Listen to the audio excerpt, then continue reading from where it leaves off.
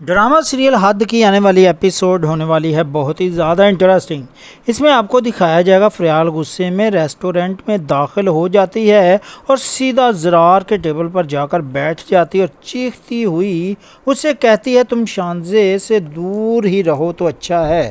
لیکن باس یہاں پر شہرام بھی اس کا پیچھا کرتے ہوئے اس ریسٹورنٹ تک پہنچ جاتا ہے جہاں پر فریال بیٹھی ہوتی ہے۔ شہرام جب اپنی بیوی کو اس کے پرانے منگیتر کے ساتھ دیکھتا ہے تو اس کے تو ہوش اڑ جاتے ہیں۔ فریال فیروز کو جھوٹ بولتے ہوئے تم شانزے کو چھوڑ دو، اس کی تو پہلے ہی ڈیورس ہو چکی ہے۔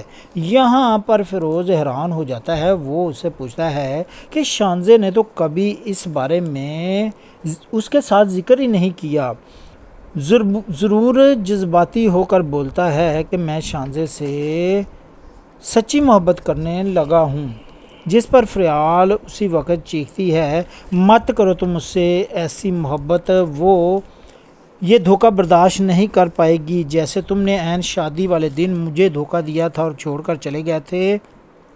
کسی نہ کسی طرح تم اسے بھی ضرور دھوکہ دو گے۔ یہ کہہ کر فریال غصے سے وہاں سے چلی جاتی ہے اور اب یہاں پر شہرام کے دل میں بھی ایک بہت بڑا شک پیدا ہو جاتا ہے کہ آخر کیوں فریال چپکے سے اپنے پرانے منگیتر سے ملنے کے لیے گئی تھی۔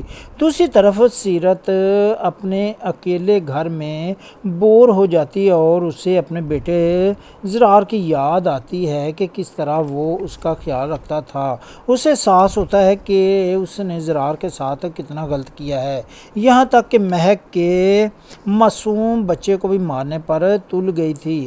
لیکن یہاں پر وہ سیرت کو ایک گھٹیا چال یاد آتی ہے۔ اب سیرت گھٹیا چال چلنے والی ہے کہ اسے پتہ چل گیا ہے کہ اب میرے پاس بینک کو دینے کے لیے پیسے نہیں ہیں، اگر زرار واپس آ جائے گا تو وہ سب کچھ سنبھال لے گا۔ سیرت اسی وقت سدرا کو فون کرتی ہے کہ وہ روتی ہے اور کہتی ہے سدرا میری زرار سے بات کرو اور کہو کہ وہ پاکستان واپس آ جائے، میں بالکل اکیلی رہ گئی ہوں اور مجھ سے اب یہ بزنس سنبھالا نہیں جا رہا۔ سدرا اسے بتاتی ہے کہ صرف دو ہی شخص ہیں جو زرار کو واپس لا سکتے ہیں، ایک فریال اور دوسری سبین۔ پھر سیرت اسی وقت سبین کے گھر جاتی ہے اور اس کے آگے ہاتھ جوڑتی ہے کہ زرار سے کہو کہ وہ پاکستان واپس آ جائے۔ سبین اس کو اس کی تمام غلطیوں کی یاد دلاتی ہے کہ زرار برا نہیں تھا، تم نے خود اس کے ساتھ برا سلوک